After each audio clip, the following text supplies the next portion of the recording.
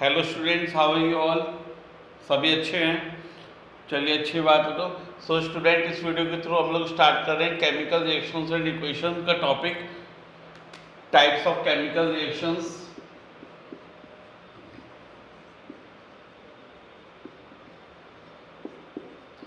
Types of chemical reactions, ठीक है। ये हमारा आज का पहला टॉपिक है इस वीडियो में, है ना। पिछली वीडियोस में आपने सारे टॉपिक्स कवर कर लिए होंगे, राइट। तो हम लोग स्टार्ट कर रहे हैं टाइप्स ऑफ केमिकल रिएक्शन। कितने टाइप की केमिकल रिएक्शंस होती हैं, पहले हम सारी लिख लेते हैं, फिर उन्हें बारी बारी से पढ़ेंगे, ठीक है बच्चों।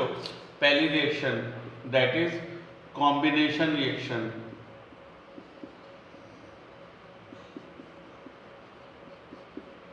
Combination reaction.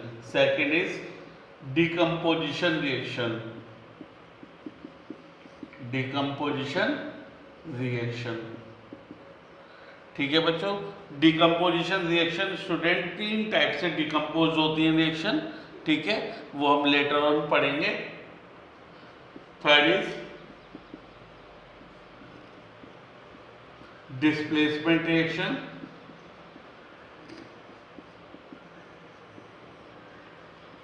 Next is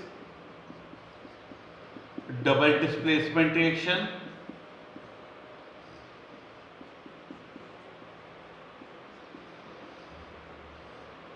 And the last part is redox reaction. These are the main 5 types of chemical reactions which we study in class 10. Okay, some more reactions are there which I include in this topic. That is precipitation reaction.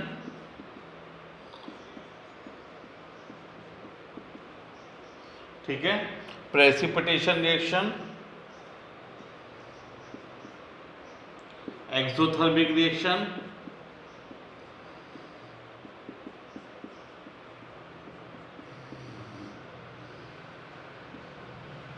Endothermic reaction.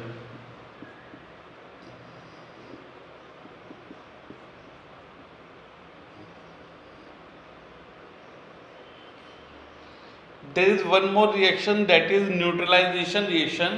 वो neutralisation reaction student हम लोग अपने second chapter में पढ़ते हैं, that is acid base and salt. तो बहुत सारे जो टीचर्स हैं वो कहते हैं कि अगर रिएक्शन है तो न्यूट्रलाइजेशन इसी में पढ़ लेते हैं, पर न्यूट्रलाइजेशन रिएक्शन आप acid base and salt chapter पढ़ने के बाद पढ़ते हो, है ना। तो इसलिए वो हम आपको सेकेंड चैप्टर में ही पढ़ाएंगे। तो इसलिए आपकी ये सारी रिएक्शंस हैं जो हमें इस चैप्टर में पढ़नी है। Combination reaction, decomposition reaction, displacement reaction, double displacement reaction, redox reaction, precipitation reaction, exothermic reaction and endothermic reaction. तो ये सारी रिएक्शंस आपको लाइन से याद कर लेनी है और इन्हीं रिएक्शंस के बारे में हम अपने चैप्टर में पढ़ेंगे, ठीक है बच्चों। एक एक करके पढ़ते हैं। पहली आपकी कॉम्बिनेशन रिएक्शन। नाउ बेटा जी, आप लोगों की स्क्रीन पे एक ही फ्लैश हो रही है पहली reaction, that is combination reaction. कौन सी रिएक्शन फ्लैश हो रही है आपकी स्क्रीन पे? Combination reaction. कॉम्बिनेशन का मतलब होता है किसी भी चीज़ को कंबाइन करना, यानी कि किसी भी चीज़ को जोड़ना।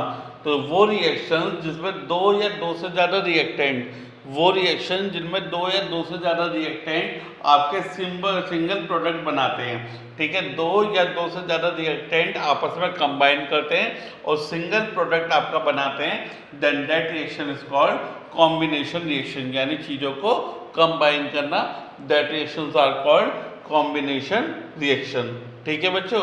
जैसे यहाँ पे आपको दो रिएक्टेंट दिख रहे हैं सिंगल प्रोडक्ट, दो रिएक्टेंट दिख रहे हैं सिंगल प्रोडक्ट, दो रिएक्टेंट दिख रहे हैं single product, so that reaction is called combination reaction. कर पाएंगे बच्चों? जल्दी नोट डाउन करो। Now second reaction, decomposition reaction. कर पाएंगे सही बच्चे? पक्का? चलिए आगे चलते हैं। Now decomposition reaction, the second type of chemical reaction is decomposition reaction. decomposition reaction आपकी स्क्रीन पे फ्लैश हो रही है। ये कौन सी रिएक्शंस होती हैं? जिसमें आपका सिंगल रिएक्टेंट होता है स्टूडेंट, आपका सिंगल रिएक्टेंट होता है और दो या दो से ज़्यादा आपके प्रोडक्ट्स होते हैं। वो सारी केमिकल रिएक्शन जिसमें आपका सिंगल रिएक्टेंट होगा और 2 या 2 से ज़्यादा आपके प्रोडक्ट होंगे, वो आपकी डिकम्पोजिशन रिएक्शन कहलाई जाती हैं। कौन सी? जिसमें सिंगल रिएक्टेंट होगा और 2 या 2 से ज़्यादा प्रोडक्ट होंगे, ऐसी सारी केमिकल रिएक्शन को डिकम्पोजिशन रिएक्शन कहा जाता है। ठीक है बच्चों, जल्दी से नोट डाउन करेंगे, फिर एक नोट लिखेंगे। बच्चों नोट में आपको क्या लिखना है? नोट में आपको लिखना है जो कॉम्बिनेशन रिएक्शन होती हैं वो आपके अपोजिट होती हैं। अपोजिट का मतलब है उल्टी होती हैं। कॉम्बिनेशन रिएक्शन आपकी अपोजिट होती हैं किसके? डिकम्पोजिशन रिएक्शन के। कॉम्बिनेशन रिएक्शन आपके अपोजिट होती है किसके? डिकम्पोजिशन रिएक्शन के। क्यों? क्योंकि वहाँ पे 2 या 2 से ज़्यादा रिएक्टेंट होते हैं, सिंगल प्रोडक्ट बनता है। यहाँ पे डिकम्पोजिशन में एक रिएक्टेंट होता है और 2 या 2 से ज़्यादा प्रोडक्ट बनते हैं। तो यानी कि कॉम्बिनेशन और डिकम्पोजिशन आपस में कैसे हो गए? रिवर्स हो गए, उल्टे हो गए, अपोजिट हो गए। समझ में आ गई सबको? ठीक है। Now next part. नाउ बच्चों आपको क्या पढ़ना है? जो डिकम्पोजिशन रिएक्शन होती हैं, जो डिकम्पोजिशन रिएक्शन होते हैं वो 3 तरीके से हो सकती हैं।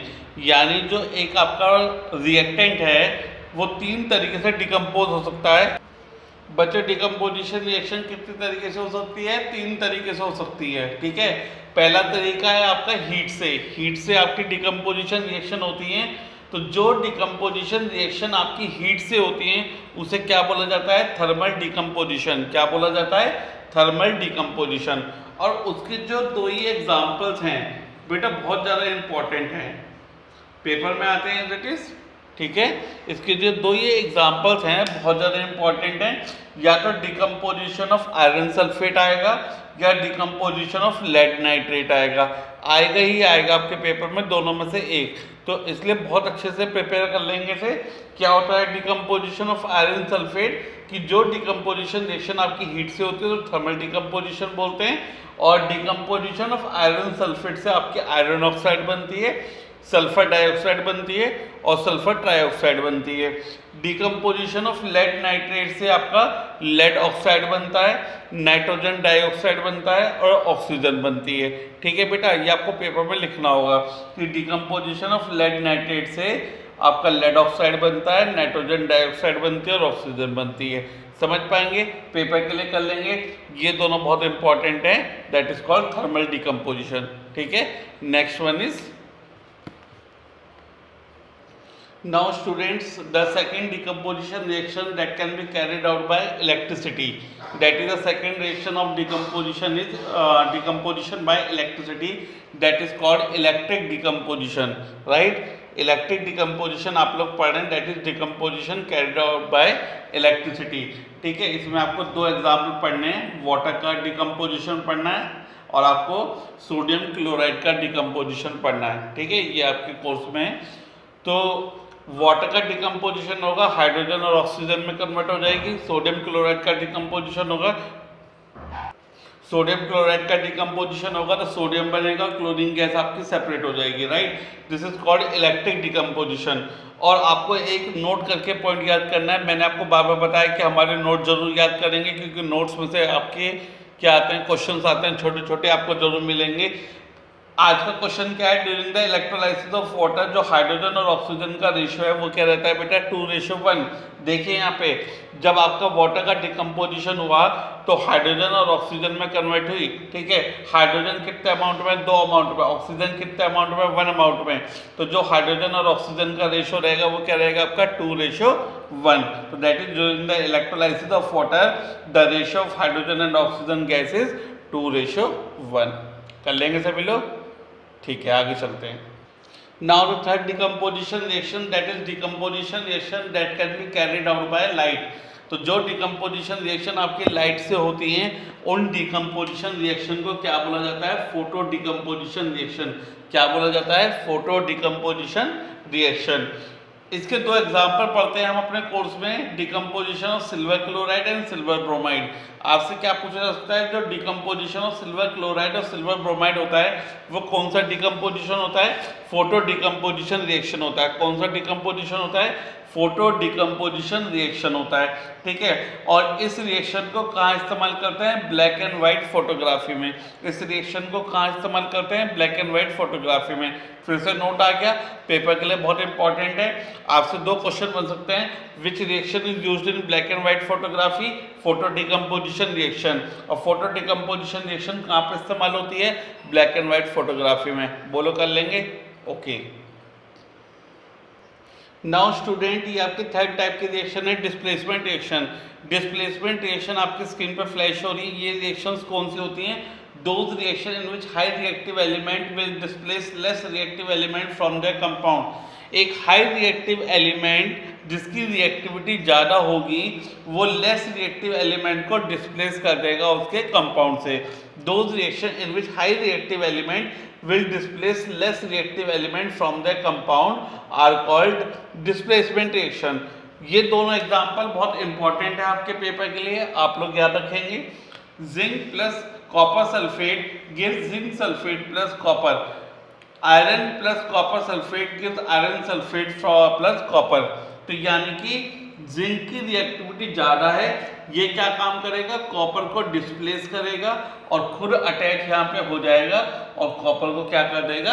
अलग कर देगा, ठीक है बच्चों। ऐसे यहाँ पे आयरन की जो रिएक्टिविटी है वो ज़्यादा है, आयरन क्या काम करेगा? कॉपर को डिस्प्लेस करेगा, अलग कर देगा, खुद अटैच हो जाएगा और कॉपर को अलग कर देगा, ठीक है।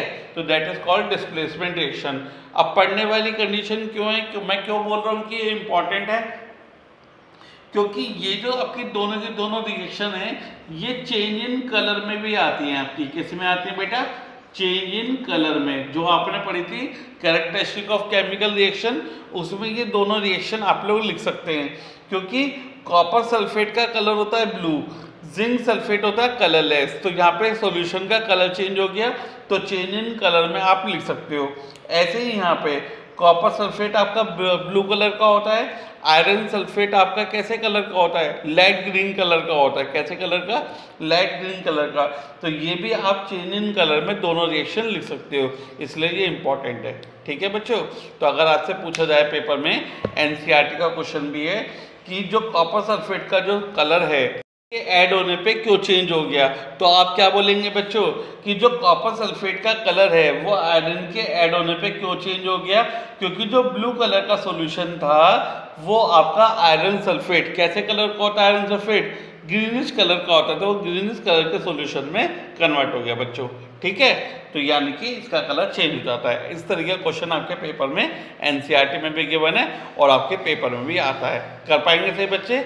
Okay, good luck. Now next reaction is double displacement reaction. Now next reaction is double displacement reaction. Next reaction is double displacement reaction. So those reaction in which two compound react, exchange their ions to form two new compounds.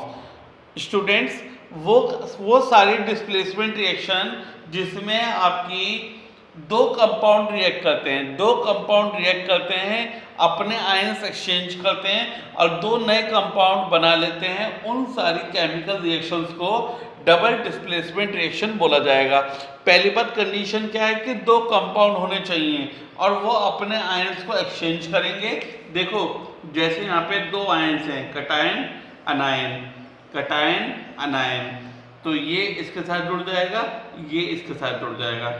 ऐसे यहाँ पे cation अनायन, cation अनायन, ठीक है, ये इसके साथ जुड़ जाएगा और ये इसके साथ जुड़ जाएगा। Those chemical reactions in which two compounds react to exchange their ions and form two new compounds, that chemical reactions are called double displacement reaction। समझ गए सभी बच्चे? नोट करेंगे जल्दी, हम अगले टॉपिक की तरफ चलेंगे। That is redox reaction। कर लिया सभी बच्चों ने? रब कर दें। Okay, redox reaction. So now बच्चों आपके स्क्रीन पे फ्लैश हो रहा है हमारी फिफ्थ टाइप की reaction, that is redox reaction. कौन सी? रिडॉक्स रिएक्शन, ठीक है। एक बार आप लोग पढ़ लेंगे 1 मिनट में जल्दी से। जल्दी से रीड करिए आप लोग।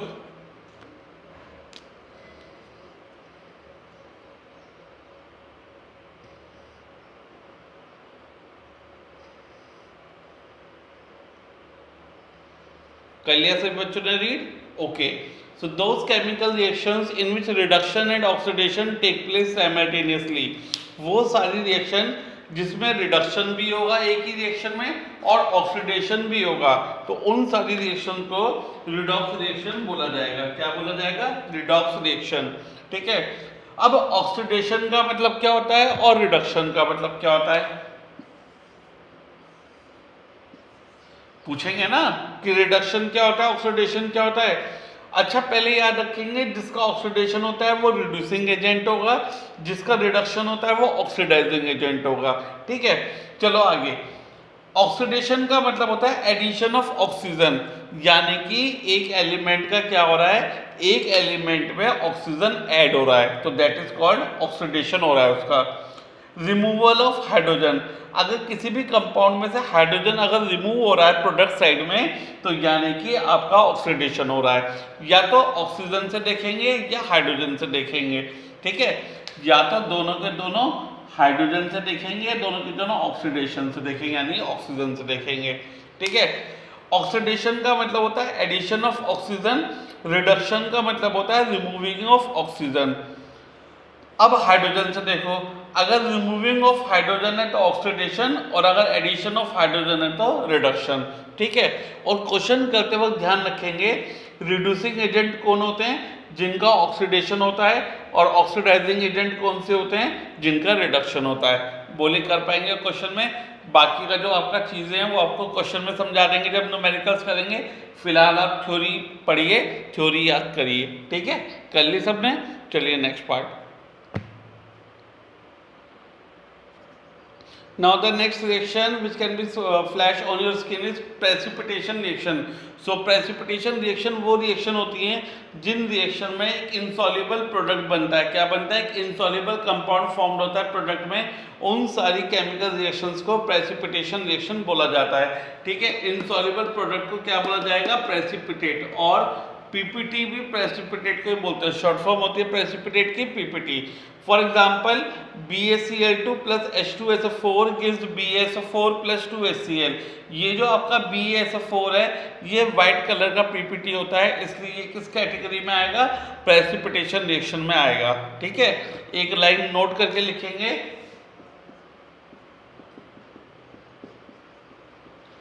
Most of the double displacement reaction, most of the double displacement reaction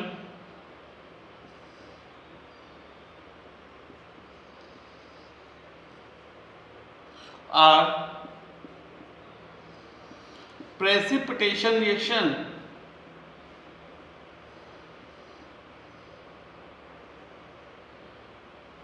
most of the double displacement reaction are precipitation reaction.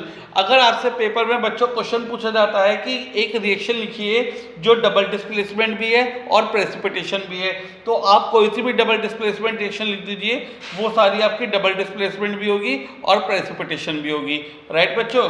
तो अगर आपसे क्वेश्चन पूछा जाता है कि एक ऐसी रिएक्शन लिखिए जो दो रिएक्शन का एग्जाम्पल है, तो आप डबल डिस्प्लेसमेंट और प्रेसिपिटेशन वाली कोई भी रिएक्शन लिख दीजिए, वो डबल डिस्प्लेसमेंट भी होगी और प्रेसिपिटेशन भी होगी। समझ में आया? कोई दिक्कत? नो? आगे चलिए। Now the next two reactions are G and H, exothermic reaction and endothermic reaction. Student, exothermic reactions वो होती हैं जिनमें हीट आपकी निकलती है, यानी in which heat is release. Those reaction in which heat is released are called exothermic reactions। ठीक है, जिन रिएक्शंस में हीट आपकी रिलीज होती है वो रिएक्शन आपकी क्या कहलाई जाती है? Exothermic reaction. क्या कहलाई जाती है? Exothermic reaction. और जिन रिएक्शन को करने के लिए आपको हीट देनी पड़ती है, जिन रिएक्शन को करने के लिए आपको हीट देनी पड़ती है पहले से, उन रिएक्शन को क्या बोला जाता है? Endothermic reaction. क्या बोला जाता है? Endothermic reaction. यानी कि जो आपका कैल्शियम कार्बोनेट है उसे डिकम्पोज करने के लिए आपको हीट देनी पड़ेगी पहले तोड़ने के लिए, तो that reaction are called endothermic reaction.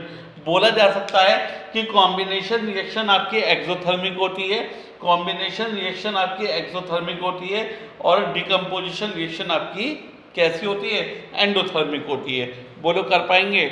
समझ लेना, सुनना इस बात को कि जो कॉम्बिनेशन रिएक्शन होती हैं वो आपकी ज़्यादातर एक्सोथर्मिक होती हैं, जो आपकी डिकम्पोजिशन रिएक्शन होती हैं वो ज़्यादा एंडोथर्मिक होती हैं। ठीक है, अगर हमारी बात बहुत ध्यान से सुनोगे आप तो आपको पेपर में एक्स्ट्रा पढ़ने की ज़रूरत नहीं पड़ेगी बच्चों।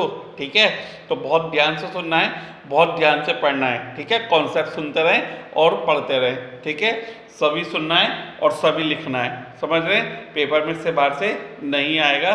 किसी भी बोर्ड का पेपर हो, किसी भी इंडिया में किसी भी सेंटर पे पेपर हो, कहीं भी किसी का भी एग्ज़ाम हो, इसके बाहर से इस चैप्टर में से नहीं आएगा। ठीक है बच्चों, एक इंपॉर्टेंट पॉइंट नोट करके लिखेंगे। फिर से नोट आ गया, पेपर में आने के पूरे चांसेस हैं कि जो रेस्पिरेशन होता है वो कैसा प्रोसेस होता है, एक एक्सोथर्मिक प्रोसेस होता है। रेस्पिरेशन कैसा प्रोसेस होता है, एक एक्सोथर्मिक प्रोसेस होता है। क्यों? क्योंकि इस रिएक्शन के दौरान आपकी जो एनर्जी है वो रिलीज होती है बॉडी में, जो एनर्जी है वो रिलीज होती है, इसलिए रेस्पिरेशन कैसा प्रोसेस है, एक एक्सोथर्मिक प्रोसेस है। और आप रिएक्शन लिख के दिखाएंगे किसकी, एक्सोथर्मिक प्रोसेस की। ये एनर्जी जो है वो रिलीज होती है आपकी इस रिएक्शन के दौरान। ग्लूकोज का ऑक्सीडेशन होगा, दैट इज ग्लूकोज। ग्लूकोज जो आपके बॉडी में फूड है वो ग्लूकोज की फॉर्म में, इसका ऑक्सीडेशन होगा ऑक्सीजन से, एयर से जो हम लोग सांस लेते हैं। ठीक है, कार्बन डाइऑक्साइड बनेगी, वाटर बनेगा और एनर्जी लिबरेट होगी बॉडी में, जिससे आप रोजाना के लैब प्रोसेस कर पाएंगे। ठीक है, तो that is called respiration is an exothermic process, क्योंकि एनर्जी से रिलीज होगी। सभी बच्चे नोट करेंगे, पेपर में आने के पूरे चांसेस हैं। ठीक है, अच्छे से पढ़ना। सो स्टूडेंट, इसी के साथ हमारी टाइप ऑफ केमिकल रिएक्शन सारी खत्म हो गई हैं। सभी बच्चे इस वीडियो में यहाँ तक कवर कर लेंगे। ये सारी रिएक्शन बहुत इंपॉर्टेंट हैं, किसी भी आपके एग्जाम के पेपर हो सब में कोई ना कोई रिएक्शन आपकी आती है। इनके ऊपर न्यूमेरिकल्स बेस्ड भी आते हैं, वो भी मैं आपको कराऊंगा अगली वीडियो में। सो टिल देन यहाँ तक कंप्लीट करेंगे। ठीक है, पढ़ाई अच्छी करेंगे, सेव करेंगे। मकसद क्या है कि आपको अच्छा मटेरियल मिलना चाहिए और क्वालिटी स्टडी मिलनी चाहिए। सब कुछ आपको समझ आना चाहिए एज अ सिंपलेस्ट वे में। किसमें? सिंपलेस्ट वे में। अगर आपको समझ आता है स्टूडेंट तो आप कंटिन्यू करेंगे चैनल को और आगे पढ़ते जाएंगे। राइट, यानी दरवाज़ा अगर बंद होता है तो आप उसे खोलेंगे। राइट, दरवाज़ा अगर एक बार स्टडी का बंद होता है तो आप उसे खोलेंगे और अच्छे से पढ़ेंगे, क्योंकि बंद होने के बाद ही आपको खोलना पड़ेगा खुद से दरवाज़ा। और वो किसका? स्टडी का। खोलेंगे सब लोग मेरे साथ मिलके स्टडी का दरवाज़ा। ठीक है, सब लोग दरवाज़ा खोलें और कम से कम 5 घंटे रोज़ाना पढ़ें। ठीक है, रोज़ आपकी वीडियोस अपलोड होंगी, रोज़ पढ़ें, सबको पढ़ाएं। ठीक है, रोज़ वीडियो अपलोड होंगी, रोज़ पढ़ेंगे, अच्छा पढ़ेंगे, बेटर पढ़ेंगे, घर से पढ़ेंगे और सेफ पढ़ेंगे। So be happy, stay safe, good luck and all the best.